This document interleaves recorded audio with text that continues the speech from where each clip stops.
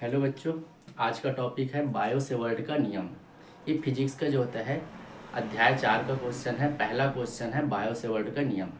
तो देखते हैं बायो सेवर्ट का नियम क्या होता है।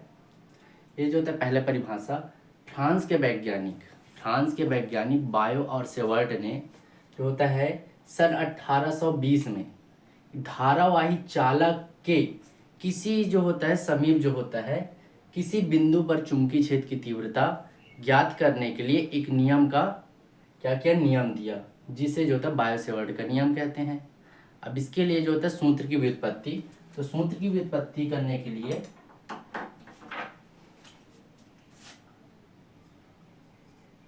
सूत्र की व्युत्पत्ति सूत्र की व्युत्पत्ति करेंगे तो इसके लिए हम लोग क्या लेंगे। बायो और सेवर्ट ने क्या बताया कि एक धारावाही चालक के किसी समीप जो होता है किसी बिंदु पर, तो हम लोग एक जो होता है चालक लेंगे। क्या लेंगे? एक धारावाही चालक। तो मैं लिया एक जो होता है ये धारावाही चालक लिया एक्स वाई। ठीक है। इसमें जो होता है क्या बोल रहा है कि जो होता है धारावाही चालक के किसी जो होता है बिंदु पर चुंबकीय क्षेत्र की तीव्रता ज्ञात करना है। तो हम लोग एक धारावाही चालक लिए, इस पे जो होता है धारा जो होता है आई प्रवाहित होता है। धारा क्या प्रवाहित होता है? आई। इसके जो होता है अब हम लोग पूरे तार का जो होता है विद्युत क्षेत्र की सॉरी चुंबकीय क्षेत्र की तीव्रता ज्ञात नहीं करना है, हम लोग को किसी जो होता है छोटे भाग की जो होता है तीव्रता ज्ञात करना है। इसके लिए क्या लेंगे हम लोग, ये चालक तार में एक जो होता है अल्पांश बिंदु लेंगे। अल्पांश बिंदु मतलब छोटा सा भाग। जैसे मैं यहाँ ले लिया जो होता है एक छोटा सा भाग ए बी। ठीक है। और अल्पांश, इसके अल्पांश जो बिंदु है तो इसके लंबाई को हम लोग जो होता है दर्शाते हैं डी एल से। अल्पांश के लिए डी का प्रयोग होता है और लंबाई लेंथ के जो होता है लंबाई के लिए एल का प्रयोग हो गया, तो इसका जो होता है लंबाई हमारा डी एल। अब इसके जो होता है जो अल्पांश के किसी भी बिंदु पर, अल्पांश के किसी भी बिंदु से जो होता है हम लोग आर दूरी पर एक बिंदु पी लेंगे। बिंदु पी लेंगे जिसकी जो होता है विद्युत क्षेत्र चुंबकीय क्षेत्र की तीव्रता ज्ञात करनी है। तो चुंबकीय क्षेत्र की तीव्रता को जो होता है डी बी से प्रदर्शित किया जाता है। तो हम लोग जो होता है अल्पांश के किसी बिंदु से आर दूरी पर जो होता है बिंदु पी लेंगे, जहां जो होता है डीबी विद्युत क्षेत्र की तीव्रता क्या करना है? ज्ञात करना है।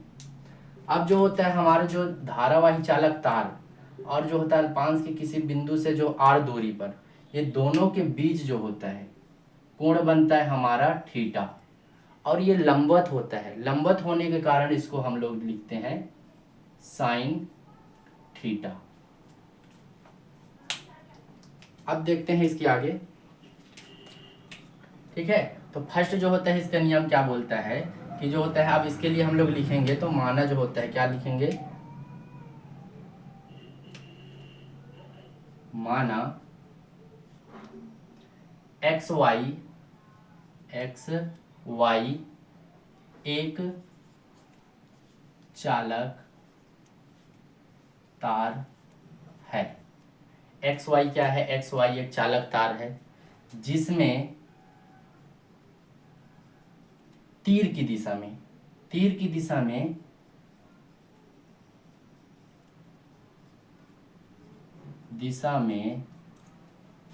धारा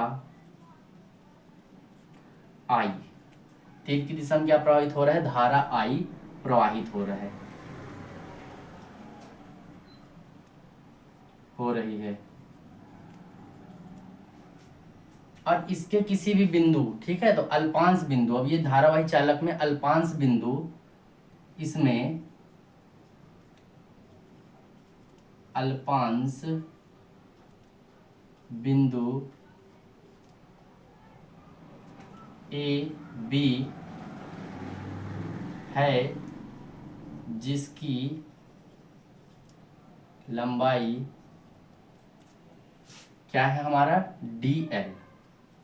डी एल है, तब चुंबकीय क्षेत्र की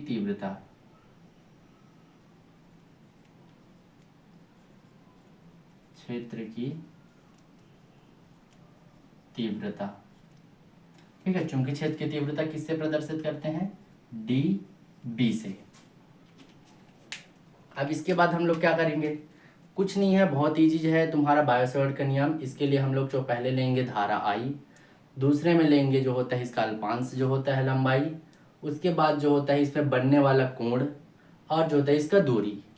चार जो होता है टॉपिक में जो होता है बायो-सैवर्ट का नियम जो होता है खत्म हो जाएगा। तो पहला है हमारा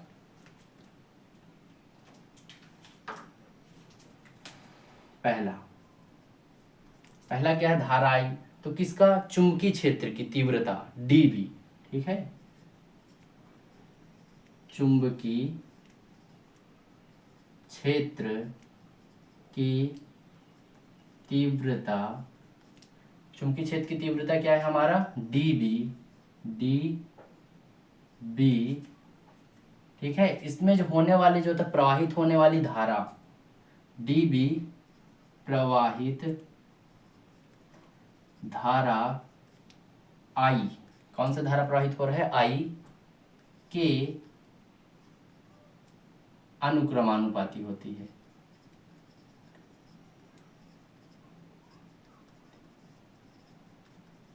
है।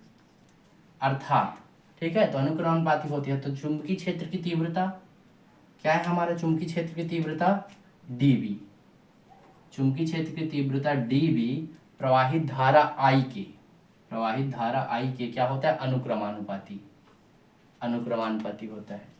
इसको दे देते हैं समीकरण पहला।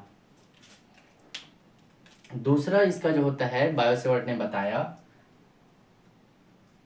कि जो होता है चुंबकीय क्षेत्र की तीव्रता, ठीक है, हम लोग ज्ञात क्या कर रहे हैं? चुंबकीय क्षेत्र की तीव्रता। तो हमारा वही रहेगा कि चुंबकीय क्षेत्र की तीव्रता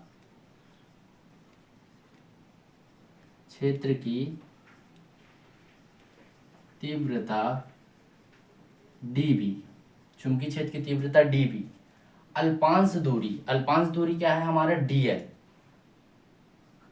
तीव्रता अल्पांश दूरी डी एल के अनुक्रमानुपाती होती है।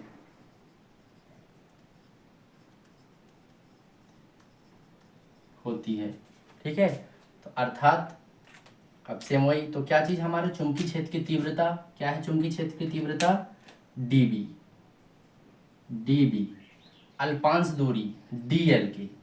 अल्पांश दूरी डीएल के क्या होता है? अनुक्रमानुपाती। तो ये अनुक्रमानुपाती, इसको दे देते हैं समीकरण दूसरा। तीसरा नियम बोलता है, बायो-सैवर्ट ने तीसरा नियम बताया, तीसरा कि जो होता है चुंबकीय क्षेत्र की तीव्रता, ठीक है, सेम वही रहेगा, चुंबकीय क्षेत्र की तीव्रता डीबी। अब हमारा जो होता है इसमें बनने वाले कोण साइन थीटा के अनुक्रमानुपाती होता है। बनने वाली कोण साइन थीटा के अनुक्रमानुपाती होता है। अर्थात क्या होगा? चुंबकीय क्षेत्र की तीव्रता डीबी, किसका जो होता है? बनने वाले कोण साइन थीटा के, तो साइन थीटा के अनुक्रमानुपाती होता है। चौथा नियम बताया बायो-सैवर्ट ने कि चौथा नियम क्या बताया कि जो होता है चुंबकीय क्षेत्र की तीव्रता डीबी, दूरी अल्पांश से जो होता है दूरी आर, दूरी के, जो दूरी हमारा आर है, तो दूरी आर के वर्ग के व्युत्क्रमानुपाती होता है। क्या रहेगा? जो दूरी हमारा है इसका वर्ग के व्युत्क्रमानुपाती होते हैं। बायो-सैवर्ट ने बताया कि जो चुंबकीय क्षेत्र की तीव्रता होता है वो जो होता है डीबी के जो होता है दूरी आर के वर्ग के व्युत्क्रमानुपाती होता है। दूरी आर के वर्ग के व्युत्क्रमानुपाती होती है। अर्थात क्या होगा कि जो चुंबकीय क्षेत्र की तीव्रता क्या है?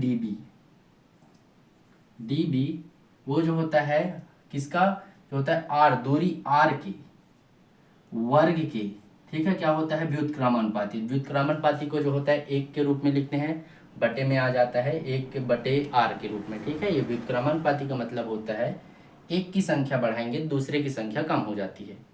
अनुक्रमानुपाती का जो होता है मतलब होता है एक की संख्या बढ़ाएंगे दूसरे की संख्या ऑलरेडी जो होता है बढ़ जाता है, ठीक है। तो इसको दे देते हैं हम लोग समीकरण, ये हमारा समीकरण 3, इसको दे देते हैं समीकरण 4। अब नेक्स्ट क्या करेंगे, चारों समीकरण को 1 2 3 4 चारों समीकरण को मिलाकर लिखने पर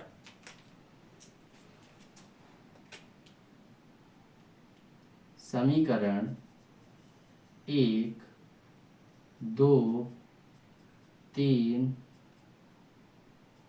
व 4 से, ठीक है, समीकरण 1 2 3 व 4 से। तब इसको क्या करेंगे, कुछ नहीं करना, जितना चारों समीकरण है सभी को मिलाकर लिख दो। इसके लिए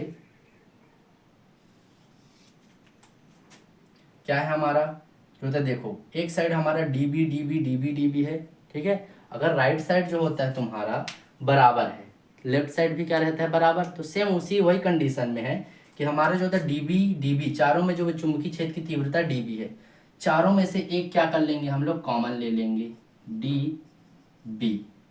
प्रोपोर्शनल चिन्ह सेम है, चिन्ह सेम लगाए। क्या है हमारा पहला जो होता है धारा आई, क्या है धारा आई। उसके बाद दूसरा क्या है जो होता है अल्पांश दूरी डी एल, फिर क्या है साइन थीटा,